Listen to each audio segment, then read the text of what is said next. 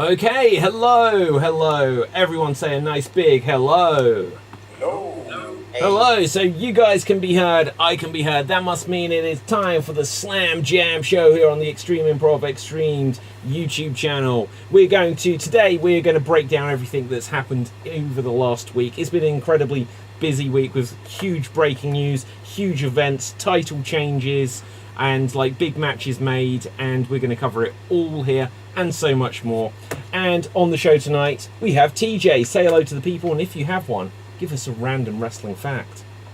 Hey, I'm TJ, and as usual, I'm recording from my mom's basement because wrestling fans, AEW fans, that's how the rest of the AEW sees us. My interesting wrestling fact is Hangman's gear on Revolution had two inspirations. One was it was inspired by the Bucks attire. The other was it was like sort of a protest against the no gay thing that they have in Florida, I think, in Florida, where you're not supposed to use the word gay. So he had this rainbow colored attire, which was like a protest against the homophobes over there. So yeah. Oh wow, I did not know that.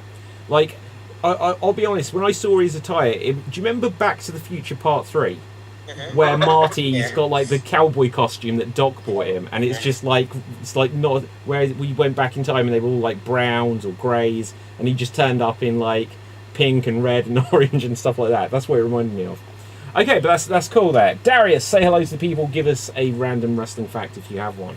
Hello. I don't have a wrestling fact. A fact, Dolph Ziggler has finally won a title. That's a fact. Let's close it down. Yeah, absolutely. And Gav, say hello to the people. And do you have a fact? Sorry. My fact. Okay, here you go. Here he's still not here. Where is he? I don't know what's going on here. Like, I've got a feeling that this is all just like a ruse, and that like they're going to suddenly have Virgo to come down, and it's going to be Cody Rhodes. Something. I don't know. Like, I hope this is his gimmick, that he actually never turns up. Never, ever. I just want it to be one day that he's been... No, I don't want it to be the guy's been released and he's out of a job. No. But at the same time, I kind of do. Just because, for like the fun of that story. And then he debuts on Dynamite, that would be great. So...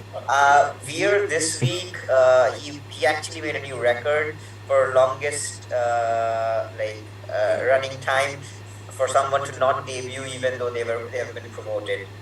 Kind of like that either. Yeah, he beat he broke the I think it was Emelina, the Emelina thing. The what? The Emelina. You know, they did the Emelina thing where you would get every week you would get a promo like on the Tron about Emelina showing up, and she never did, and then she did after a long time, and then she's like, yeah, I'm going back. Wow, no, I don't even remember this at all. Yeah. Okay, so anyway, let's deal with some of like the big events over last week. But before we start, I think we are missing out something. I think Veer is like doing what no one thought could be done in wrestling. He is working from home. Yeah, no, that is true. Need a vote for that. Yeah, do you know what? Like, the scoreboard isn't working, so I'll just make a mental note of it. So, okay, so with this, let's get on to some of the big things that's happened over last week. Let's give our reactions. We can break down some of the match by match if we want, but overall, what was the general consensus? What did people think of AEW Revolution? I can't do that. Loved it. It's brilliant. Yeah, no, I thought it was a really, really good pay-per-view. Like, I was like entertained throughout. I watched the whole thing live. It was like I was like dying by the end, just like trying to stay up to see it all. But yeah, no, I thought it was a good match. TJ, you were mentioning just before we began about ideas of what you thought was the best match on the show. What was your thoughts? If you want to share it with everyone. So before saying that, I also like here in Germany, it was like pretty late night, and I was kind of sleepy. I had a long day, but when the pay-per-view started, I was like, yeah, I'm not going to sleep. It was weird how I did not even need coffee or some energy drink to stay up. The show was enough. Do you know what? Like, okay, so my sister's a dietitian, and she'll talk about the idea that people have what they call pudding space, which is like they'll be really full eating like their main course or whatever, but then they still have space for like pudding. I think there is like for wrestling fans, I think there is like pay-per-view energy, where it's like it can be late night, whatever, but then just as soon as like the pay-per-view starts, you're like, I'll just watch the beginning, and then suddenly you're watching it more. I've mentioned it before. I've got this awful habit of just like absolutely passing out just at the start of the main event, waking up as soon as someone's music has come on. But this one, I was determined that I was going to see it through. But yeah, okay. So in terms of like best match on the card, anyone? For me, I really like the storytelling in the dog collar match, except for one slight thing, and I know this is just me nitpicking, but again, before I say this, the storytelling was perfect. This leading to Wardlow defecting from MJF, it was perfect. However, I really think MJF should have won. Like, they did this is the second time. Like, even with Jericho, MJF won the match on Dynamite but lost at the pay-per-view. Again, he lost nothing from the loss, but I really wanted to see MJF go over Punk. I think they could have done the Wardlow turn in several other ways without having MJF lose. He didn't have to win clean. But yeah, that's my one slight complaint. But again, they did protect MJF and it was done brilliantly. It was my second favorite match of the night. My favorite being Moxley versus Danielson. I just loved everything about it. Moxley said, he wanted them to bleed together. They did. And it just seemed like a brawl, just like a fight. It was like perfect.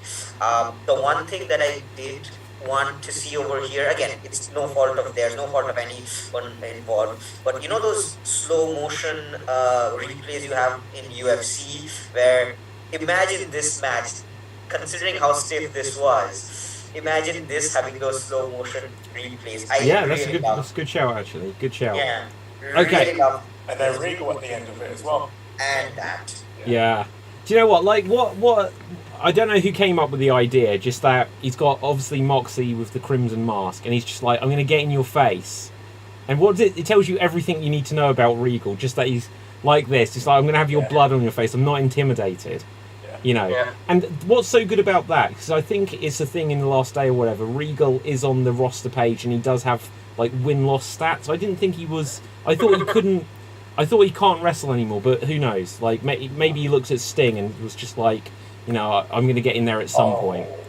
But like, you know, it tells you everything, whereas he was like a general manager sort of authority figure, just coming in where he shows that, like, you know, I don't... Because you think in NXT a few months ago, he's like, well, I'm going to have Samoa Joe as my tough guy. It's like, no, that's William Regal. You know, he doesn't need a tough guy. He's got brass knuckles. He's got actual fists. You know, but anyway, what did anyone else think? Best match on the show? For me, tag titles. Yeah, do you know what? Yeah, go ahead, Gav, go ahead. That's all I've got. It was just, do you know what? I've got to say this. I was never really a big fan of the Young Bucks. And I've seen them since TNA. And I can't fault them, really, you know? It's like, I want to hate you. I can't. I like the traditional style, and obviously they're far from it. But every match that they've been in the last 6 or so months or whatever, classics. Can't fault them. Well, like, the thing about them is that one of, like, the big criticisms they ever get is that they do everything every match, and there is something to that, but you can't fault them on the fact that they give it their all. Yeah. You know, they leave everything in the ring every single show that they do. Yeah. You know, but yeah, I agree. Just before we began, and TJ asked me about the favourite match sort of thing, I was like, I liked the tag title match. I also liked the 6-man tag. That was, I was not expecting that to sting at the end. It's like absolute lunatic, man. Absolute like. I was in awe of that. Like just the idea that, like, I don't know where his head's at. The idea that, you know, he wrestled Seth a few years ago, and afterwards he's like, no more matches. And then he was like, well, I could, but I'm not going to. It's not worth it. And it's like, now you're doing like New Jack diving off of the balcony stuff. Crazy. Yeah. Shit out. Yeah, it's just like I don't know. He's proving that he can still hang. Darius, how about you? Yeah, definitely the tag titles for me. A 6-man tag is phenomenal. I think give props to Sammy for that Spanish fly. I love the Spanish fly. Yeah. Move and do it. Oh, it was beautiful. Also, Jericho. And Kingston. Like that match, but, you know, just for the fact that how much it probably meant Kingston, wrestling Jericho, regardless how the match went. You know, that their article he wrote a couple of months ago. He talked about showing his nephew, you know, footage of him wrestling against, you know, certain wrestlers, and that's all he ever really wanted to do. And he's doing with Jericho, and he's, you know, put on an absolutely brilliant match. You know, faster pace than I thought it was going to be, but he kept up really well. And I was like, oh, what a match! What a great way to open the show. Yeah, do you know what? And as soon as I saw that, because like I saw some of the pre-show, I didn't see it all, and like I was trying to play catch up on the pre-show, but then I was like, oh, it's Showtime sort of thing. And when Jericho came out, it just reminded me that when Jericho was going to be against, I think, Kevin Owens at Mania a few years ago, and that was going to be the main event, and then it wasn't. Jericho said afterwards, because I think that's when Goldberg came back, that he was like, look, if I'm not going to be in the final match, I want to be in the first. And so when I saw this, I was like, okay, so Jericho wants to set the standard for like going into the rest of the show here. He did. Speaking of the pre-show, I really loved the House of Black versus Death Triangle with Eric Redbeard match. Pretty good pre-show match. Okay, anything of note on it? Because that was the match. I managed to get to the beginning of the match, but because I started late, you know, I didn't get to see the end of it. Yeah, pretty good match. I ruined it for myself though, because I hadn't watched Rampage the Friday before. So obviously here he comes, Redbeard, and I was like, what the hell's going on here? And I remembered I haven't watched Rampage, and I was like, sake of. Yeah. But it was a really good match. I like the House of Black anyway, to be fair, I think. Especially now with Buddy Matthews, it's going to be something else, be a force. Good match, Yeah. And obviously, like the other thing, which we had Hook on the pre-show, and it's just interesting, like just especially Hook and QT Marshall. Like, I don't know, like QT just feels like the guy that's just going to like lose to everyone now to put someone over. They'll act like he's a threat of some degree, but I don't think he rarely wins, to be honest. But Hook looked good, and it'll be interesting to see where they go forward. Like with Hook as a character, I don't know what their like long-term plan is. I mean, he's still a heel. He's coming out the heel tunnel. Yeah. But he is not a heel. Well, you know, send Hook. He's a phenomenon that people, you know, from his debut, he was like, people were like, oh wow, this guy's actually really good. Yeah. Dude, Hook's beyond faces and heels. Yeah. Hook is just Hook. Yeah, I agree. Come down the Cody ramp. Come down the Cody. Okay, so let's just quickly go over if we've got any particular thoughts about any of the matches on the card, and then we can like go onwards. But any other thoughts on Kingston and Jericho? Jericho took a bit of a like almost the opening move of it, like he got dropped on his head. I was a bit concerned at the first bit. I was like thinking, did that just botch? But obviously it's part of the story, so. Yeah, well, I think they've incorporated it into the story. For if you've seen like Dynamite from last night, they like they did mention it, but I think it was just a little bit of a rough landing to start things off. I'm not sure. I think it was planned. Okay. I think it was planned, and it gives Jericho an out. So like when he starts tapping. Yeah. Yeah, absolutely. Yeah, I'm trying to think how many times Jericho has lost by like submission, tap out. I don't think it's that many. So, what's so good as well? And obviously, we saw how this developed on. Has everyone here seen Dynamite enough to know Yeah. Like, but okay, so we know that Jericho turned further heel if he wasn't heel already on Kingston, and now he's got like, what are they called? Like it's not the House of Jericho. What is it called? The Jericho Disciples of Jericho. I was thinking something like that. So the Jericho Appreciation Society. I'm not going to lie, that's a terrible name. That is a terrible name. I don't like it when there are like faction names which have got like the leader's name in it, because like a year ago we had the Inner Circle, and then like MJF was trying to hostile takeover, and like when you had the NWO, if it was called the Hogan World Order, you couldn't have ever taken Hogan out, sort of thing. So having the I've forgotten what it's called again. What's it called? Jericho Appreciation Society.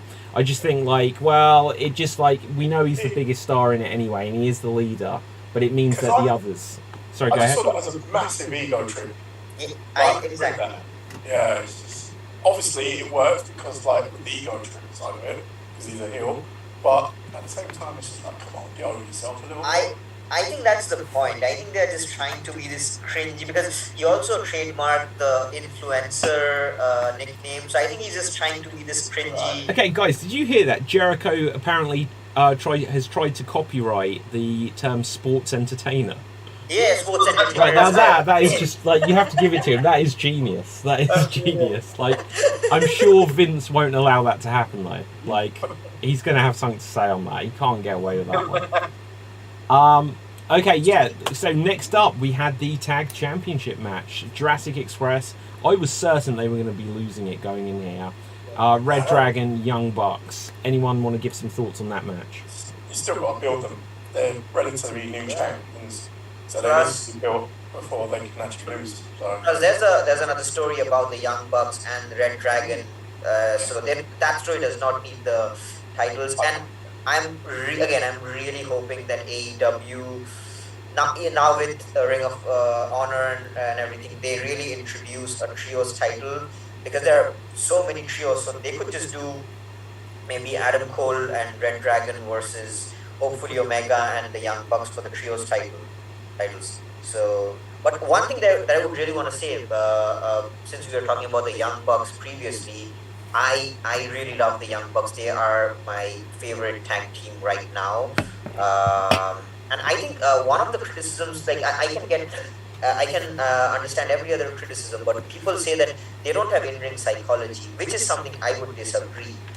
They are like their main fuel is the spot fests, but if people think the Young Bucks don't have in-ring psychology, they should watch the Young Bucks versus Hangman and Omega. They are pretty good. I absolutely love that match, but again, it's with an AEW pay-per-view.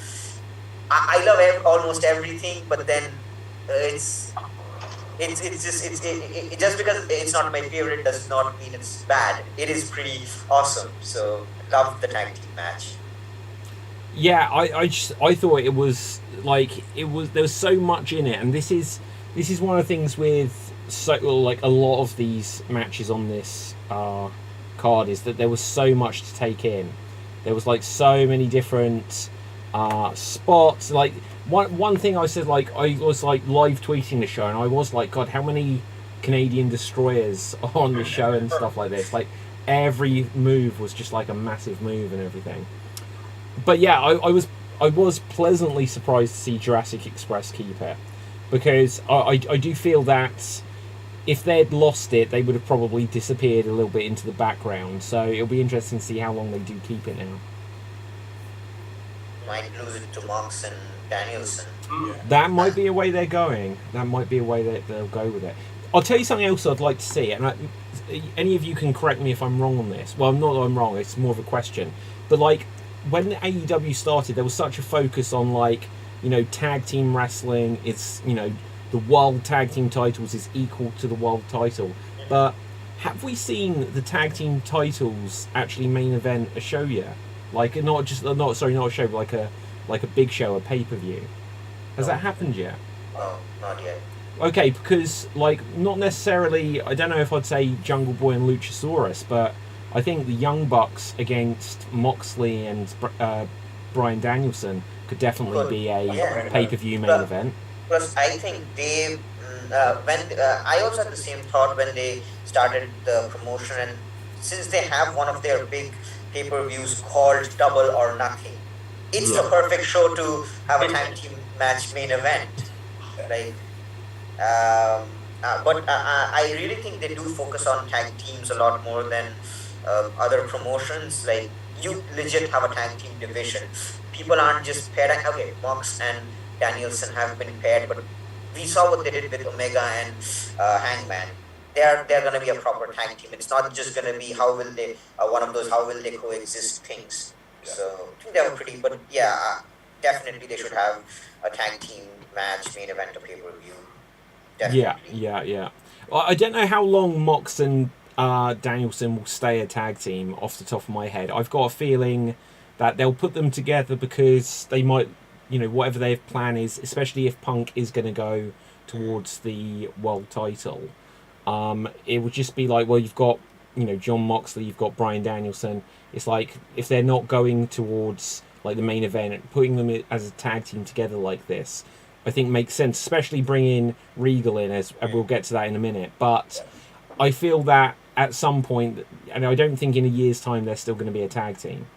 I feel like we're going to get another big match probably. I don't even think there'll be a tag team by All Out this year. I think I don't. Maybe Double or Nothing is too soon to break them up, but I don't know. Time will tell. One thing that Moxley had mentioned back when he was Dean Ambrose was that he had always wanted to have a long-running tag team run. Even when he was, I think there were ideas pitched for Finn Balor and Dean Ambrose to be a tag team, and even in AEW, he said that the one thing, because he has always been seen as a single star, he said that he misses his days with Sami Callihan when they were the Switchblade Conspiracy. So he really wanted. So who knows? Maybe this is something that they're giving him, and Danielson can have a good match. Okay. Let's just go on to the next thing so we can get on to other stuff as well as the show. But next up, Face of the Revolution ladder match. Wardlow goes over Keith Lee, Christian, Cassidy, Powerhouse Hobbs, and Ricky Starks. What did anyone think of this? I thought that spot by Orange Cassidy was crazy. Okay, which one? Where he busted his shoulder in the end. Yeah. They were supposed to catch him, but they didn't. Okay, so Orange Cassidy did a few things in this. I loved that he skinned the cat onto the ladder and was then stood on it. It's like, well, I can just get up here now. And I think, was it Keith Lee and probably Wardlow holding it, like either end? I was like, I've never seen that before. Yeah.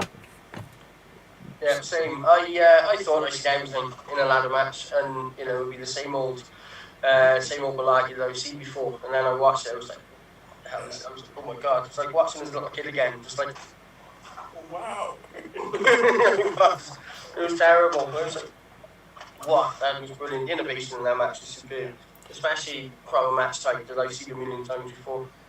Yeah, and it was interesting as well, just because like they were smart that they. There are things that people like when you see it, you're like, oh, what's going to happen now? And so having Hobbs, Lee, Wardlow, and there's like all the powerhouses, it's like shit. It's gonna go down. Whereas normally, I think people look at if you put like the bigger guys into a ladder match, they're like, well, they're limited what they can do and stuff like this. But I mean, if you look at Wardlow and you think of like Scott Hall, who literally with Shawn Michaels made the ladder match famous. It's like you get these guys and put in a few smaller guys, they can really throw them around. Exactly. You couldn't have done that spot that I mentioned with someone skinning a cat and climbing up unless you've got the like the powerhouses to be able to hold the ladder there. Exactly. Do you know what I was afraid of? I saw Keith Lee climbing the ladder, and I was there thinking, are they going to do this Otis spot? Oh.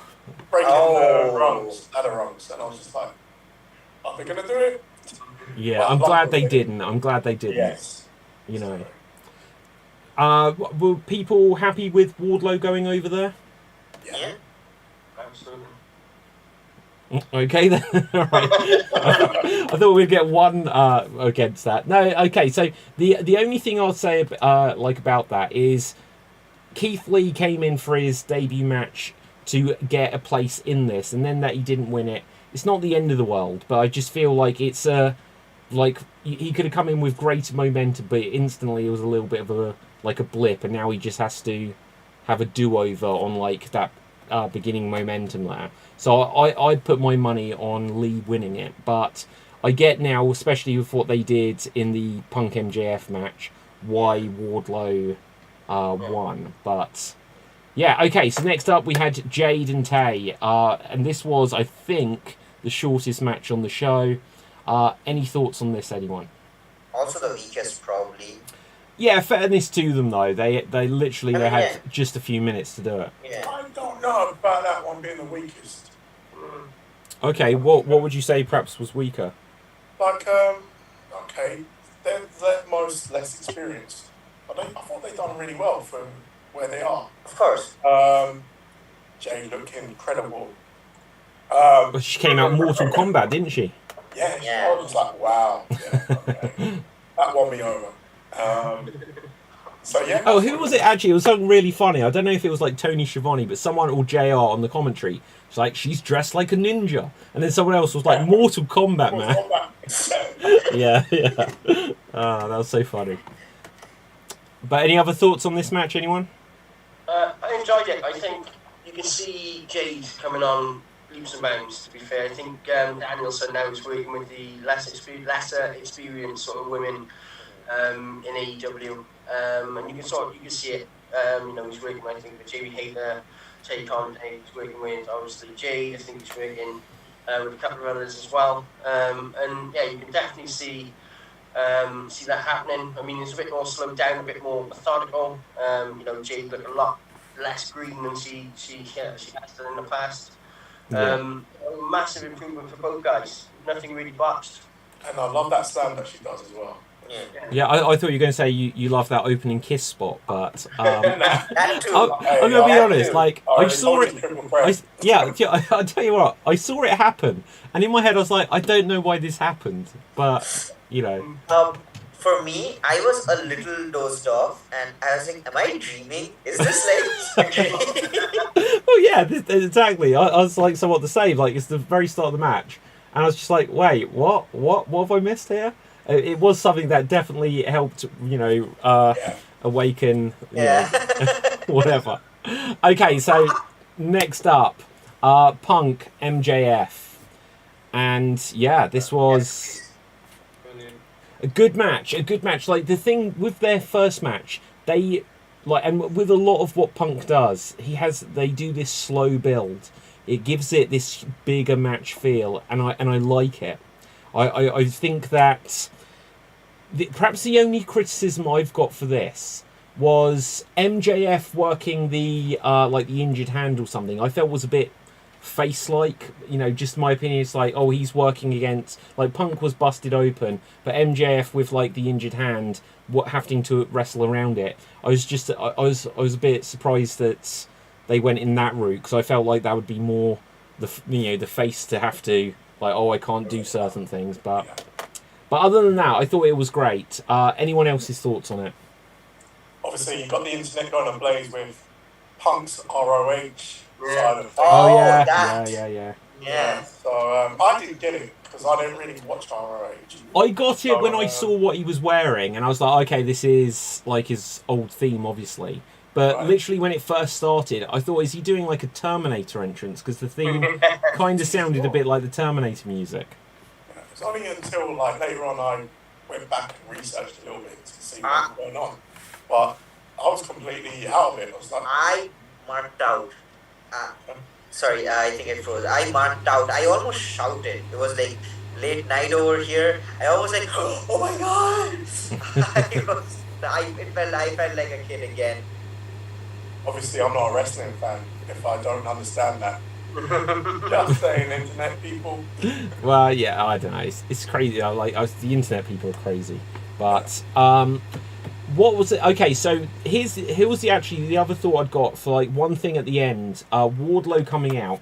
Now, I know Jericho has been doing the whole flip the bird thing for a little while now. But come on, like Wardlow, give me the ring, says MJF. It should have been like... Should have been. That was the one missed opportunity in that whole thing. But then as soon as he's like, oh, I've got it now, and to Punk, like, they've been teasing this for such a long time. Long time. It's been a good build. Also, MJF spitting on Punk before, like, he's like, I'm not going down. He's bitter till the end. Yeah, absolutely. Okay, next up, just to rocket through things now, Dr. Britt Baker, DMD, and Thunder Rosa. Thoughts? Okay, I was expecting a lot from this match. Yeah. And for me, this is the one that, I know you said that, Jaden. I thought this one was the lackluster one for me. Okay. Good match still, but it was a bit off. Do you know what? Was it the thing I wondered though is, did it have? Do you remember like WrestleMania where we had Hogan and Rock, and then Jericho? Yeah. Well, I think there was a women's championship match there, in fact. Yeah. But then it's like the energy was gone. Exact. Yeah. Yeah, and I wonder if it was that. There was a timing issue with the girls. Yeah. I agree. Maybe, I don't know, maybe it was the trained eye of mine, but it's just a bit off for me. And also, I think everyone remembers their like lights out match from like almost a year ago or whatever, which like blew everyone's socks off. You haven't seen it? I haven't seen it yet. Oh man, like we gotta find a link or something. It was the match, I think, which made everyone go like, oh god, Britt Baker's actually really good. But yeah, so I do agree there. I do agree. It didn't top their previous match. It certainly didn't. Next up, we had Mox and Danielson, and Swerve Strickland debuted just with a promo somewhere earlier in the show. Anyone with thoughts on that? Don't really know who he is, if I'm honest with you. I only saw him a little bit when he was in got NXT. called up to SmackDown with the crew, and then he was gone after that, so I haven't got a clue. All I know Okay. is he stole Run DMC's gimmick, so it's Yeah, it's interesting that they do these.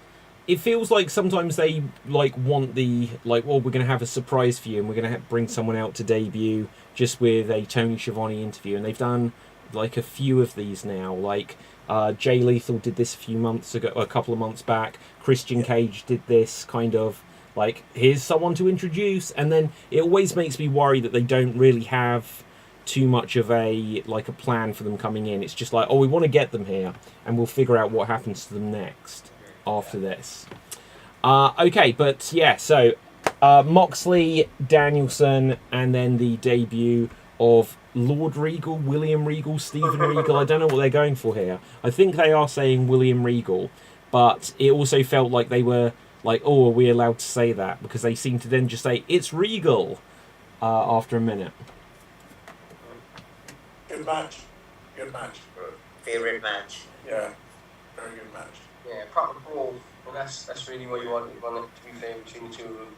There was no love lost there. Broke my chest and just absolutely smashed the crap out of each other. Yeah, and what's so good as well is that both of their personalities are the ones that are like, okay, let's go tonight and let's lay it in hard. And then obviously Regal coming out, he's the exact same ethos as that. Yeah. So just like the hard hitting, like the one thing again on that, I know I'm like, it was really good. I know I'm like doing all the nitpicks that I've got, just because like this show was, for the most part, like nigh on, I wouldn't change anything. So the few things, it's like, I like that they did the ending where Danielson was up before Moxley and he could be like, what just happened? But there was just something about that where it didn't quite work for me as like, oh, a surprise, he got him. It just felt a bit like, oh, that's it. It wasn't like if you remember, again, I always go back to like uber old school stuff, but like WrestleMania 10 with Bret and Owen, where like Owen like changed it was like a victory roll or something, and suddenly like gets it, and it's like a second earlier Brett had got the momentum. In this same sense, like Danielson was in control, and then Mox suddenly got him. It didn't feel like, maybe if the count had been not fast but just had a bit more oomph to it, where it felt like Danielson was trying to get out but suddenly couldn't. But it just felt like 1, 2, 3, and then he was just up. I was like, what? This whole like 20-minute match, and it just felt like the final pin was just like, that can't be the pin. But that was the point. Like, you have Danielson, who's the technical wrestler. You have Moxley, who's the brawler. Then you have Danielson, who's kind of brawling, and Moxley, who out-wrestles Danielson. Yeah, that's very fair point. Very fair point. Okay, anyone want to say anything more on Regal turning up? Good call. It was a good call. Great call. I'm looking forward to this as well. So. My initial reaction was a negative one. I was in a bit of a not very good mood, if I'm honest. When I was like, it was like I didn't start watching AEW because I wanted to watch NXT. I started watching AEW. Do you know what, Darius? You bring up such a point. No, man, like you bring up such a point. There, like the criticism, which I think, like, and if we know what's happened on Dynamite last night, you know, Jeff Hardy made his debut, and there is a point. Do you know what? Like, okay, I'm going to give it like another. I don't know if you guys are like into Marvel and stuff, but if you've seen WandaVision, towards the end of so spoiler, but this is a year old, so I think it's fair game now. So there's the character Vision, and then there's like a duplicate Vision, and they're about to face off, and he's like, well, I've got a conundrum for you. And he gave this example of, if you have a ship, but you replace all of the bits of wood, bit by bit, so that by the end of it, there is none of the original wood there, is it the original ship? And in this same sense, for what AEW started as, it's like, if eventually you replace all of the AEW originals, and they're a long way from this, with WWE guys, at what point does it just become NXT or WWE? True. You know what I mean? Now, the booking of them is going to be the thing that makes the difference. Go on, TJ. I'm going to disagree because go for it. The ship of Thesis. I don't think the ship of Thesis thing works over here. Because, I love that you knew what it was better than me. Go for it. Yeah, I was trying to show off. I was waiting. Okay, I'm going to show off. So for me, I don't think wrestlers should be limited to one company, which is why it's very clear I'm an AEW guy, and I haven't watched WWE in a long time, and if Cody does turn up in WWE, part of me will be disappointed, but again, I think wrestlers should have the freedom to go wherever they want. I honestly, if by some miracle Triple H turns up on AEW, I wouldn't mind, because again, I don't want to like connect a company with a wrestler. And when I see John Moxley, I don't see a Dean Ambrose. I see an XCZW guy. When I see Bryan Danielson, I see XROH. Again, I'm not also tying them to ROH or CZW. I just see the wrestlers. So I don't think like that. That's the one criticism that I don't agree with. I think wrestlers, we all change companies, right? If we don't like where we are working, we go somewhere else. So I've changed my profession. I used to do. Oh, you can't freeze there. You can't freeze there. It's like, leave us on a cliffhanger. You used to do what? Hardcore what? I used to do electrical engineering. Oh, and sorry, now my I'm bad. Studying physics. So people are allowed to change their professions and companies if they want to. Going back decades ago, I remember when Hogan jumped ship to WCW, and I was just like, whoa. That was big. Yeah. You know? Okay, so but like I think Hogan might be the thing that sets the standard of this, because when Hogan went from WWF to WCW, suddenly also in WCW you had Mean Gene, Jim Duggan, the Nasty Boys, Randy Savage, Jimmy Hart. When Hogan went to TNA, literally on the same show, also debuted was Scott Hall, the Nasty Boys, Jimmy Hart, Eric Bischoff, and it's just like. So if it is just like that wholesale thing, and obviously it's a bit different in AEW, because AEW, they haven't taken everyone. They haven't taken Bray Wyatt. They haven't taken Braun Strowman, and they didn't take like Brian Myers. They had Matt Cardona for a little bit. They didn't just take everyone like TNA did, where it was just like literally any ex-WWE guy they could get. But there is the feeling that there are quite a lot of debuts in AEW which are like from WWE. Of course. But every champion is, if I'm not, I don't think there's a champion in AEW that's ex-WWE right now. That's a fair point. That is a fair point. Yeah. Homegrown. Okay. Again, I'll bring us back to the pay-per-view, but there was a title change this week that we can talk about in a minute. But so back to the pay-per-view, just because we've only got a couple of matches to talk about. We had the 6-man tag: Darby, Sammy, and Sting against the Andrade Hardy. I didn't even know it was called Andrade Hardy. Right, the Andrade Hardy Family Office. Normally that would be your like toilet break. But Yeah. That's what I thought. Yeah, and I was just like, wow, this is really good. You know, so. I mean, and like the thing about it is like, you know, I understand. I think the reason why we'd assume that is because of Hardy, to be honest, and that whole faction has just like been a complete bomb. But Darby obviously is really good. Sting, it has always been good, but you know he's surprising us every time he goes out there again. Sam is always really good. Like Andrade doesn't have like the personality, but he's a very good wrestler.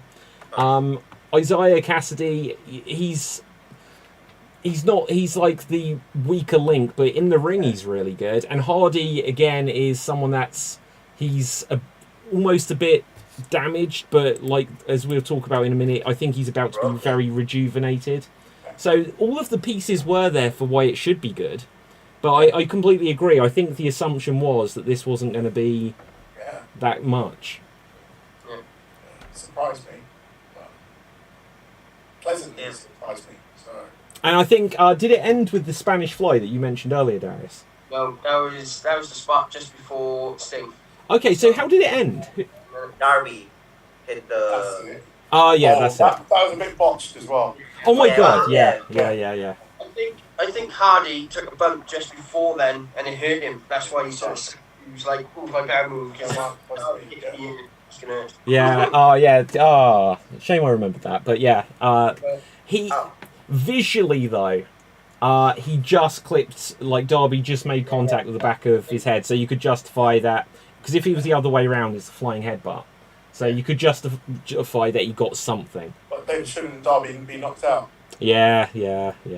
I know. Yeah. But no, you're all right. Okay, and then go on. TJ? Did I freeze again? No, go for I don't know it. what's wrong with my internet. One point I would want to make is something that I really love about AEW is that, again, I don't want to make the WWE comparison, but WWE as a promotion, they often tell their wrestlers don't outperform the main event. I think it was, what was the WrestleMania when we had AJ Styles versus Shinsuke Nakamura? Like, absolutely no reason why that match shouldn't have been match of the year, but there were reports that Nakamura and Styles were told don't outperform Roman Reigns versus Brock Lesnar, and we hear these reports.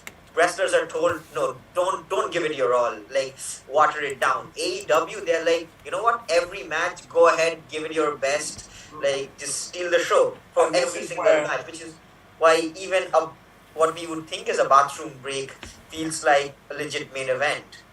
Now this is where I say that the wrestlers should go out and do what they have to do. Yeah. It's live and it's big stage, WrestleMania. If you sell tickets off of that, Vince is he's not gonna like scold you and give it back.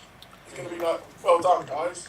Yeah, but there is one thing on that I will say. One thought I do have is that I wouldn't say that wrestlers should hold back, but I think that they do need to communicate and they do need to watch the other matches because, like I mentioned, like a few like the Panama Sunrise. It's like, well, that's the main event.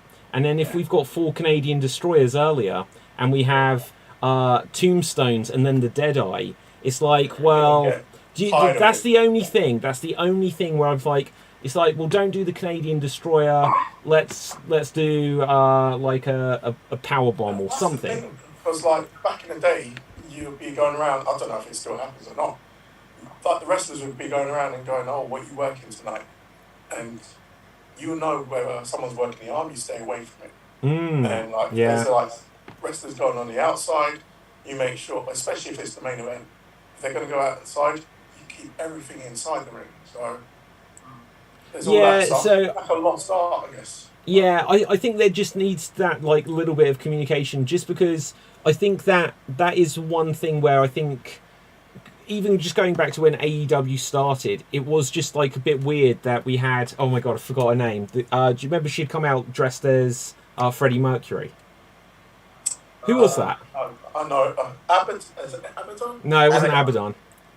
What did she come out dressed as? Freddie Mercury. I can't remember who this was. Oh, Freddie Mercury. Oh, yeah, I know what you're talking about. The Asian. Yeah, I can't remember her name. But anyway, so she'd come out with like the microphone on the stick without the stand. And then Christopher Daniels was as well. And I was like, that's so weird that like no one ever does this except for Freddie Mercury in the 1991.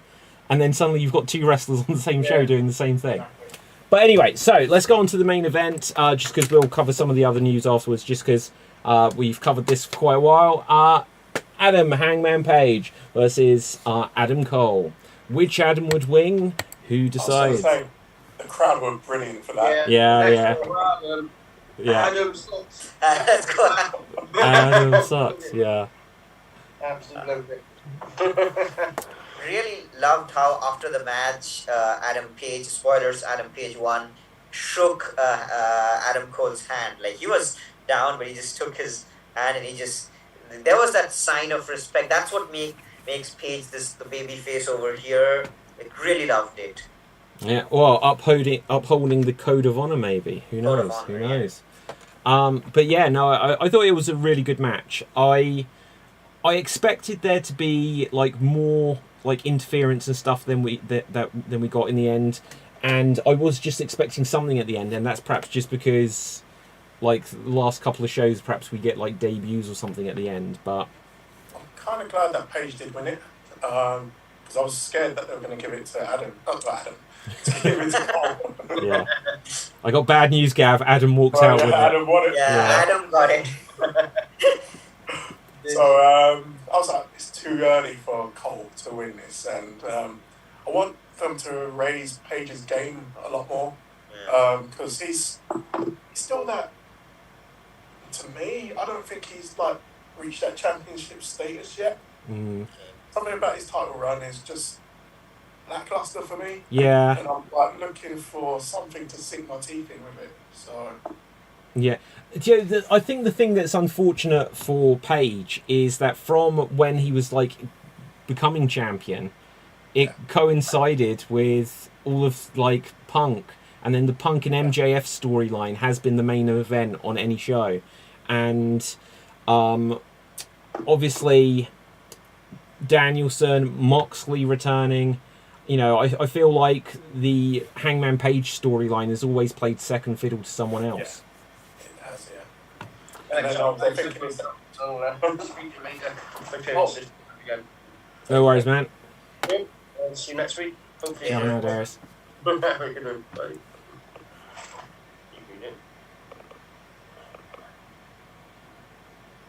Yeah, I forgot what I was saying now. Page not being a very good, like his world championship reign feeling lackluster. Yeah, I can't remember what I was going to say. I had something to say, but yeah, it's gone. I think he just needs that one feud, you know, like at times you just need that one feud that really sets the title reign apart. I think Page is yet to find him. Like the issue is they could have done that with the Adam Cole thing because they were rivals from Ring of Honor. However, Cole is probably moving into a program with Red Dragon, the Bucks, and possibly Omega. So I think Page, he's yet to have that feud, that one feud that, you know, makes his run. Yeah. I actually remember what I was going to say. I was going to say, I noticed that they featured him last night on AEW, and like, I think they're starting to realise that, you know, sometimes you've got to have your champion as a special attraction, and maybe he's not there yet for that. Yeah. Saving him, maybe they need to expose him a bit more. Yeah. So I think that's what they're looking at right now. So that match that he had with, I forgot his name, it's not Isai. What's his name? Dante. Yeah. Yeah. So I was there thinking maybe they're going to start introducing him a bit more to show him with the belt out there. Yeah. I think they should.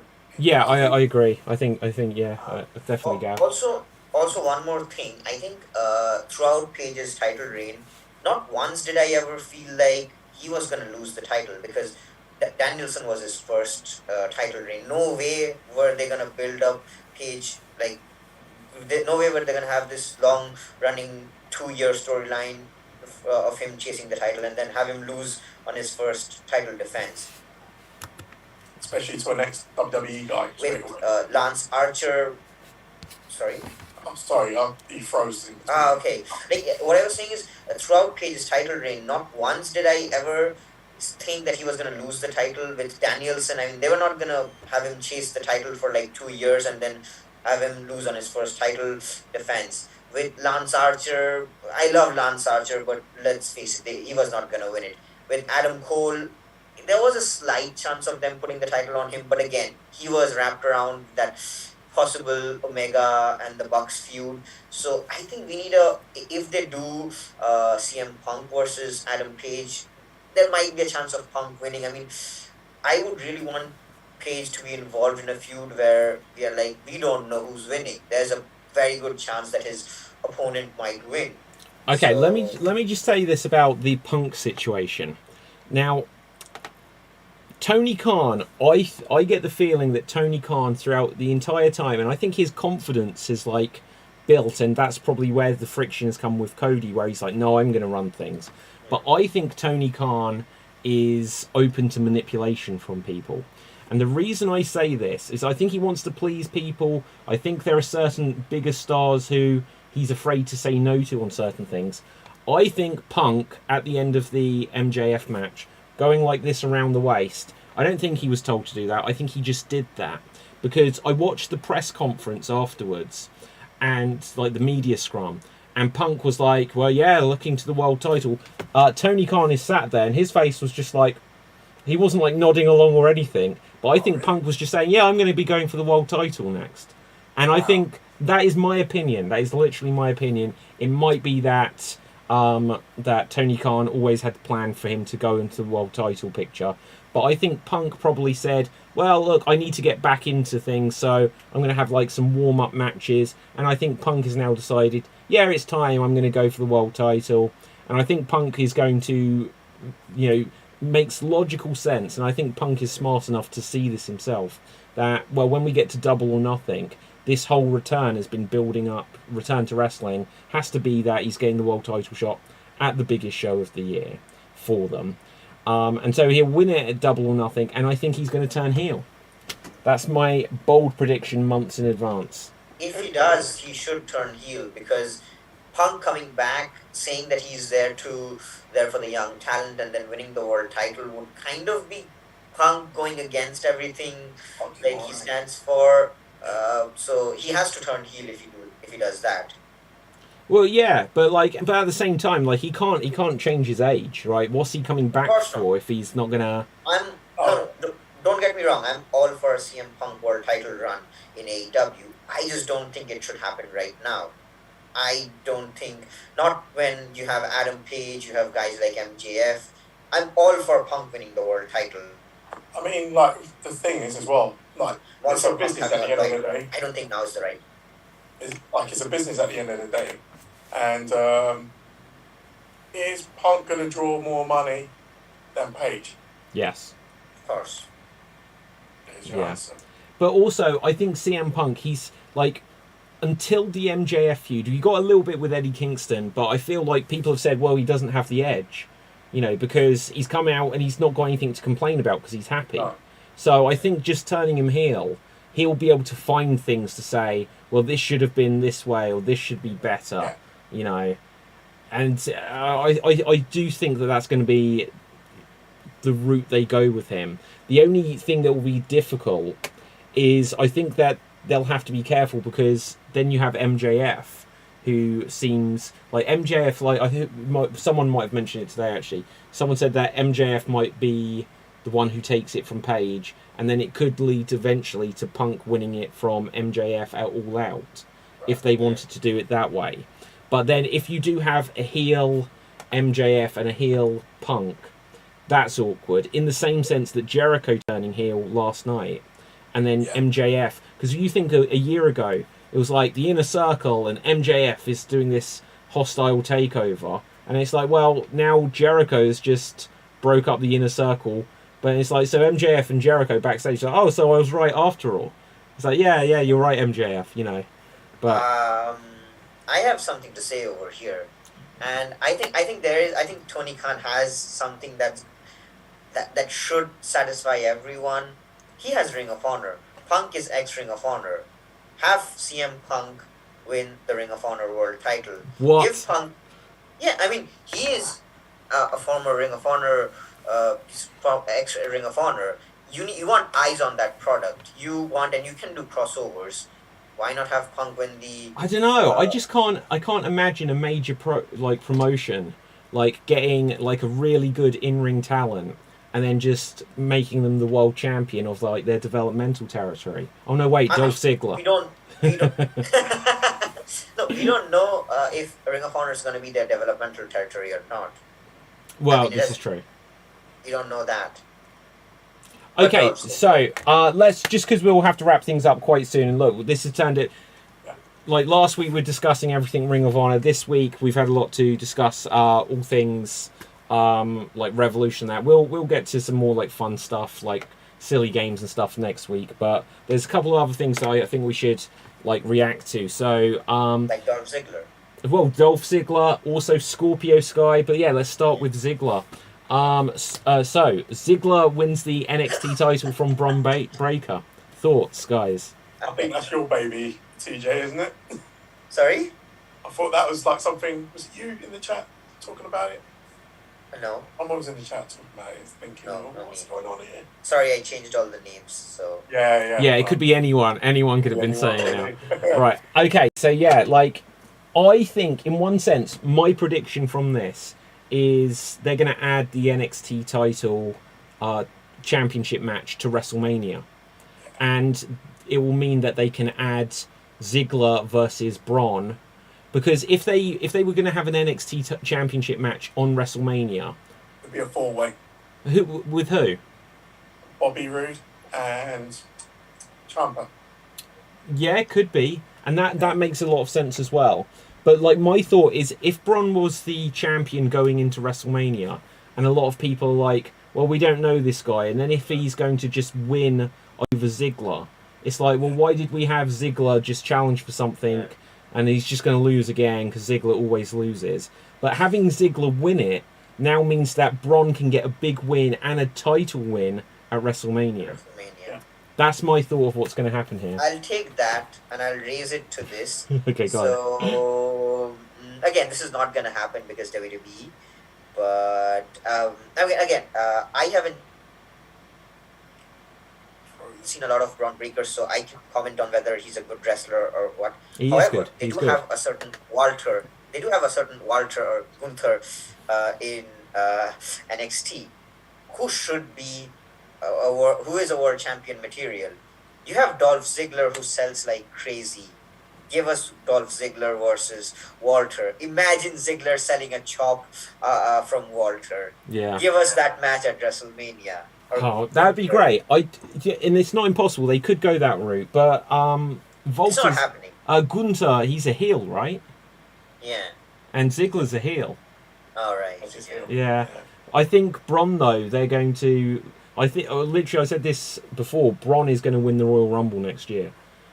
Yeah, probably will. Yeah, I just think, like, the rate they're going, he will have to massively drop... Although, look, Vince goes cold on people.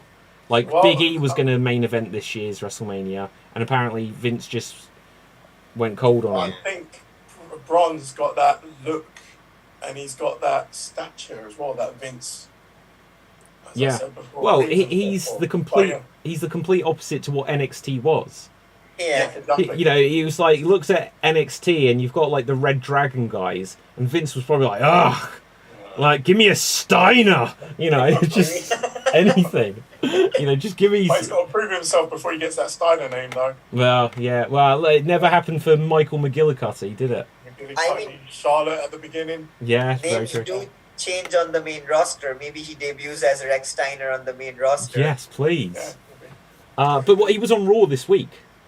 I don't watch Raw, so I don't know. Yeah, he was on Raw this Raw. week, and that's why I think they're going to head into WrestleMania with him, because they just want everyone to know who he is. Gotta say one thing about Raw. Brilliant tag team Yeah. title match. Saw it now, yeah. Just like the Awesome. clips. Okay, is that the greatest RKO of all time? Oh yes. The only other contender is the Seth curb stomp one. Yeah. It's just, Oh, but this. The Evan Bourne one? Evan Bourne as well. Yeah, Yeah, yeah. Well, do you know what? They're like the amount of amazing RKOs actually there are, Yeah. but this one. I actually haven't Perfect. seen this week's RKO. I need to Oh look it up. shoot, man! Like I don't know if I don't know if I can find the clip before we wrap things up here, but if not, I'll send it to you. But just yeah, I unbelievable. jumped out my seat with that one. I was just like, whoa. Yeah. Okay, let's put in RKO. See if we can bring it up on the Twitter.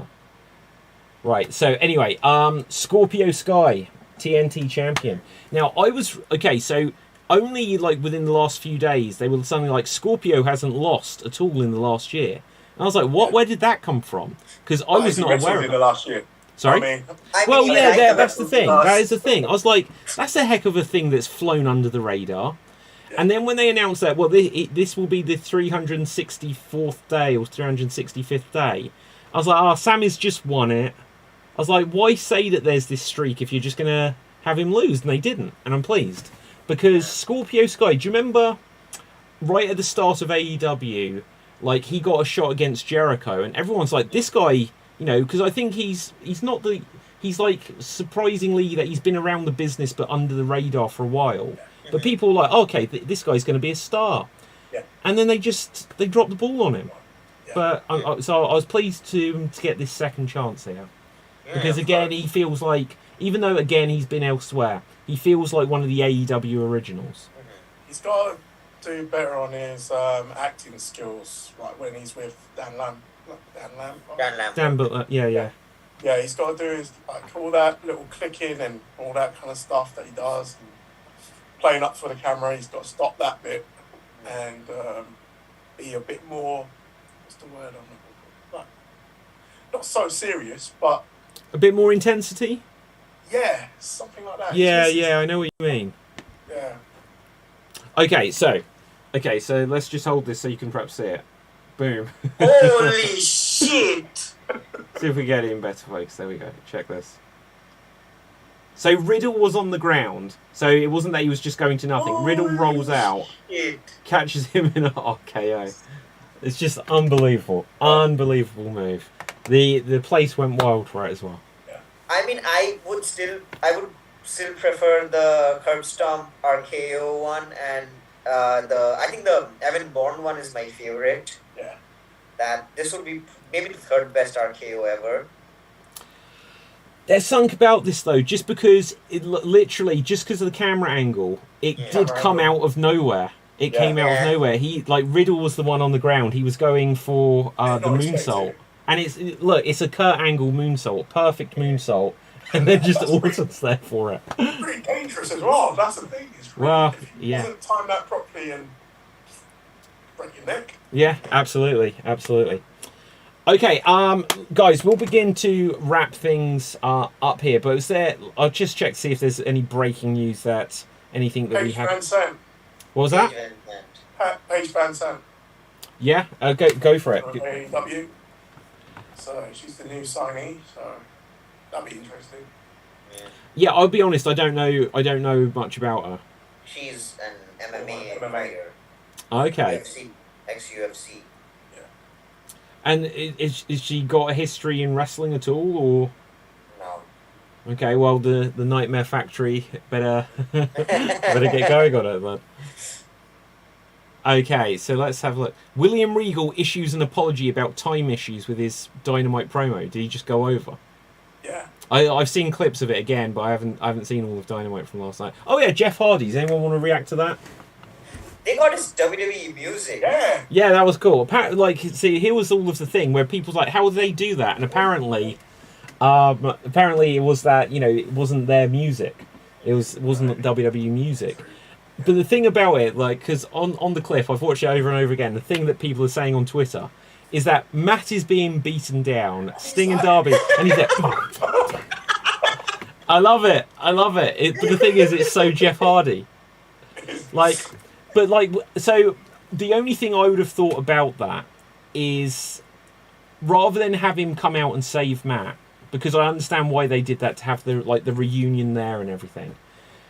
They could have just gone for that whole WrestleMania return, like one of the biggest pops, where there should have just been whatever team in the ring, and it's like we just take on like anyone, and then just the music starts, you know. But yeah, that would have been great. But it still got a huge pop. Quick question: the music that they play, this is the Hardy Boys music. This is not the same as No More Words, right? No More Words is just this with lyrics. The famous Jeff Hardy theme song from SmackDown. Like, people really wanted it back when he returned to Raw, and then they brought it back for a while. I don't remember the difference off the top of my head, but this is like the original Hardy Boys this thing. Is the original. No More Words just has lyrics to this, and like, it kind of like, I kind of really like that, and I looked it up. That's by WWE. That music is definitely owned by WWE. Ah, okay. I'm gonna have to check that out. Sorry. This Hardy Boys music is WWE. No. No More Words. I was going to say. No More Words. The SmackDown Jeff Hardy theme song. I was going to say, I heard it even before the Hardy Boys debuted. Yeah. But I think they made it famous. Well, anyway, we'll wrap things up there, because until there's other stuff. Is it like Pat McAfee's getting a match? Apparently not against Vince McMahon. That was his opponent again. Sorry, Austin Theory. Right? Austin Theory. Yeah, which was obvious, to be honest. Yeah. Plus Speaking of Austin, I suppose we should just briefly touch on from Raw, Stone Cold on the KO show. Like, when you see Austin's promo, where he just like did the response video, whether you call it a KO show or a fight or whatever, it's like, or a match. It's like, yeah, call it a match. Why not? That sounds great, Steve. Call it a match. Because it's not a match. It's not a match. It can't just be a talking segment. It is a talking segment. It will be talk, stunner, well, stomp. As I told you already, it's going to be that. It's not going to be a match. No. Because it's going to, like, if he has the match, it's going to ruin his legacy. And he wants to protect that. That's his brand. He doesn't want to ruin that. After, was that 19 years, is it? Yeah. He's still making coin off of that, so, nah. I'm going to ask you guys something unrelated. Because since you mentioned the stomp, there's a rumor that the opponent pitched for Cody was Seth Rollins, and now that's not seeing that might not happen. Who's going to turn up on Raw first, Cody or Veer? Neither. Neither. They're both going to turn up on Rampage. What if they do Cody versus Veer at WrestleMania? I mean, how does Cody resist that? I was going to say, I'm going to go back to what you were saying about a few minutes ago. There's your champion, ROH, Cody. Could be. Like, it depends. Like, again, at the press, the media scrum, Tony Khan, everyone, it was so funny at an AEW media scrum. Tony Khan literally had to say, guys, can you ask me questions about AEW? Because everyone was just like, so, Ring of Honor. It's like, ask me some questions about Revolution. And he's like, yes, you next. And you hear this voice go, oh, my question is about Ring of Honor as well. Like, literally, everyone was trying to know. And the thing that he said, that he's got to work out, like, what happens with Ring of Honor. He says that he's obviously spoken to, like, Turner, TNT, TBS, whatever. And he's probably... still like Sinclair, who would have like aired it before. He's now got the WCW problem of like, oh, I can't put this on a rival channel, so where can I use it? And maybe it becomes a YouTube show or an internet show, Fight TV, you know, something like that. Wasn't he supposed to? Because I think Warner Media, I think they own HBO. Wasn't it supposed to be on HBO Plus or something? What? Ring of Honor? Yeah, I mean, I there don't was know. a rumor. He was trying to get the Ring of Honor, the video package and everything on, like the video library on HBO. Oh, what's yeah, it's sort of like to rival Peacock and everything. Yeah. I don't know. Isn't HBO the same like group as TBS, TNT? I'm not very good with TV channels and these. I just get whatever. Do you know, want I to don't watch. know. I honestly don't know because I think it's Warner Media. yeah. Right, well, anyway, we'll wrap things up there. So once again, we'll say we are all the champion this week. I'm chic. Yeah, I'm getting it. I'm getting it. Uh, Don't worry. Okay, so but where can we find you, TJ? you can find me, I don't know, in my mom's basement. Okay. Gav, where can the people find you? I'm here. Same place. You can find me looking for beer. Okay. Okay, good to know. I'm David Psansky. You can find me on Facebook, Instagram, and Twitter at David Psansky. And as an update from the news desk of the Iron Sheik, we have here fact the subject of the terms and conditions. I agree. So, with that, until next time, go on, TJ. Yeah. And he's frozen. And Okay, it's full. I have an update. I'm here. I have an update from Veer Mahan's Twitter. He's like, sometimes IKEA just lets me sit for hours. To which Adam Pierce replies, you need to leave IKEA and get to Raw. Yeah, absolutely. Oh, well. So, with that update from Veer, we will say that is